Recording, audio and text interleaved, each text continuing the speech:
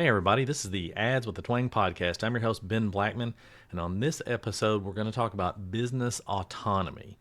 Do you actually have it, or did you just build yourself a prettier cage? Here comes episode 128. Okay, let's get right into it. So, usually, what people tell me is that they want freedom, but what they're really saying is that they want autonomy. They want to do business the way that they want, with who they want, or is it whom? I never can get that straight. Anyway, where they want, at the price point that they want, and those kinds of things.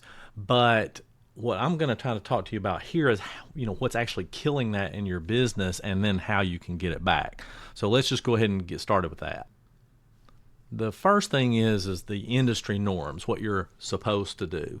The problem with industry norms is a lot of times they're given out by people who really aren't doing the amount of business that you want to be doing, but yet you're following what they're suggesting. They might look like they're doing it, but it's just not really working out. Or, and this is infinitely worse, really, you're following somebody, or you're modeling after somebody or a group of people who you think got to where they are by what they're telling you to do, and that's not always the case. I've been behind the scenes with so many of the biggest influencers, and I hate that word, influencers. I think we're all influencers, frankly, but anyway, I've been behind the scenes in their ad accounts. I've seen what they do.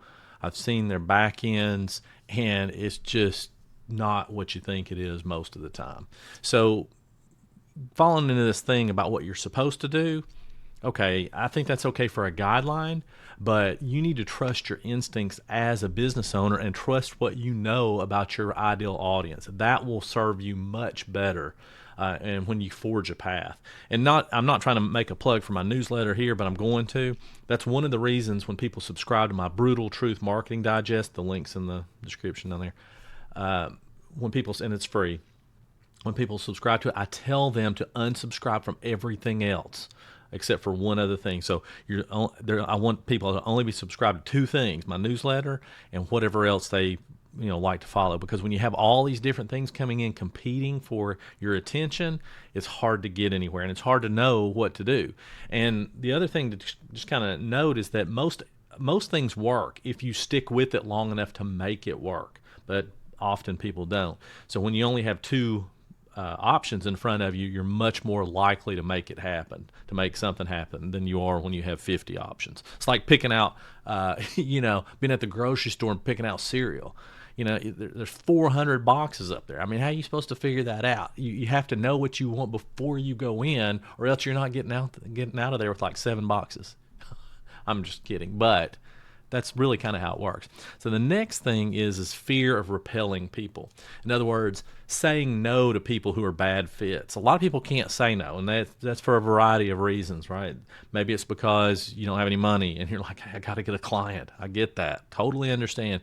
So you take on, an extra, a client that you otherwise wouldn't have just because you needed to from a money standpoint. And I understand that. The other thing is that you're going to create these unpopular opinions and that kind of stuff. I understand. But you have to work with the people that are a good fit for you, not the people who aren't. If they're marginal, kick them. If they're not, if they're a good fit, keep them. Okay? They don't have to be perfect, but good. Okay? Hopefully that makes sense. The other thing that comes up a lot is people think autonomy or what actually kills autonomy is thinking that hard work equals more money. And there's something to that about working hard, but it's working hard on the things that actually bring in revenue. What I see happens is people tend to work hard on things that don't make any difference. Their logo, they changing their website, they're worrying about creating a funnel. I mean, that stuff doesn't really matter that much. You really want to focus on the things that bring you in the money, okay? And that's what most people stay away from. Once you get to a certain point, you can have all that stuff, like you can hire all that stuff out, somebody else can do all that. But in the beginning, or if you're relatively newer, you don't have consistency, even if you've been doing coaching for a long time or whatever it is you're doing, if you don't have consistency, then you really have to just focus on the only actions you need to take are things that are going to bring you in money. Okay. The next thing is poor positioning. So what happens here is people tend to attract clients that, they expect too much from you, right? Kind of back to that, not a good fit. They think you're going to do all these things. Have you ever noticed that your best clients are the ones that pay the most and the worst clients are the ones that pay the least?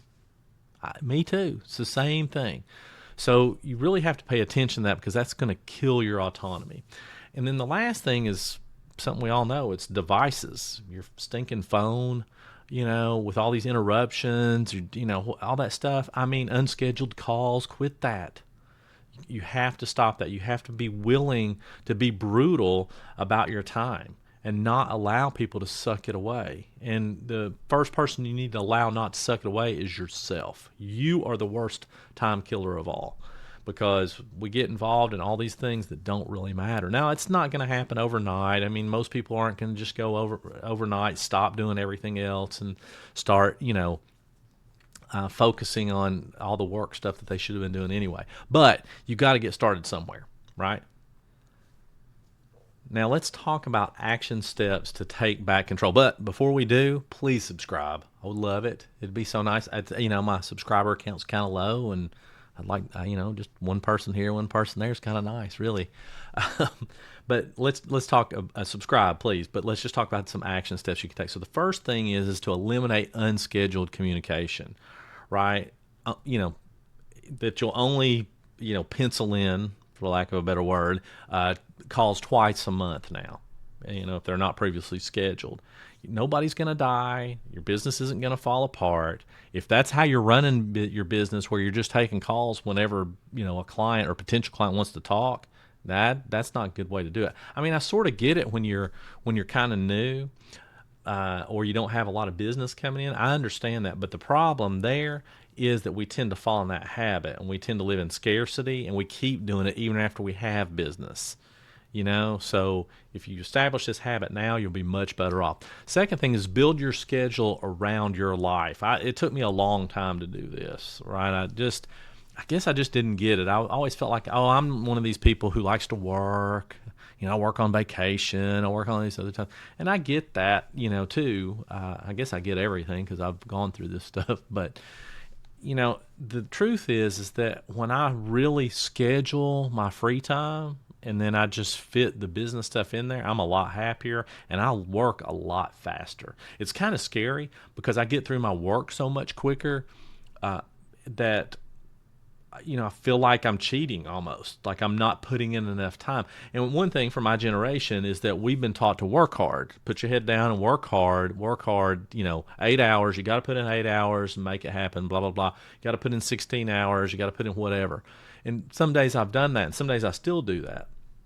But I do it a lot less. And the days that I, schedule my time and schedule my free time in the weeks and months. I mean, on my calendar right now, I've scheduled out I guess to the end of the year, but at least once a month where I have 3 days off, Friday, Saturday, and Sunday. Now, I usually take Fridays off from clients, but I'm still working on other stuff.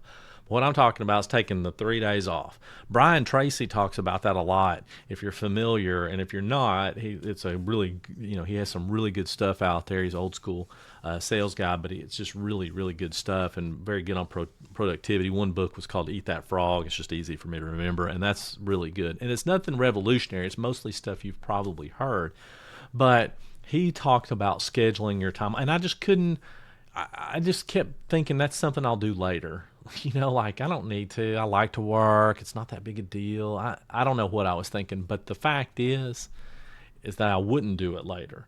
And so now, because I haven't developed that habit, or I hadn't developed it, and it's harder to do it now, but I am doing it now, and it's a lot better. So the last thing is, and this is hard. I know it's hard, but it's firing clients that kill your peace. So we're talking about not taking on clients that are not a good fit. But just to give you an example, I mean, and this is not a joke. I've done this for a long time, but I have, not taken on clients or given back clients a $36,000 a year retainer many times, just because I knew that we weren't meshing for one reason or another. You know how you get that feeling? you're just like, I don't know if that's going to work. All right. I don't know if this is going to work out. This seems like more trouble than it's worth. So if you're getting that feeling, cut them loose. You'll feel better about it. They'll feel better about it, and the work will probably be better.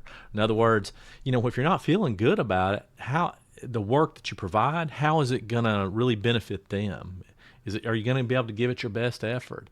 Yeah, you can push through, and you can put your head down and work, and just railroad right through it. But it's often not the best work.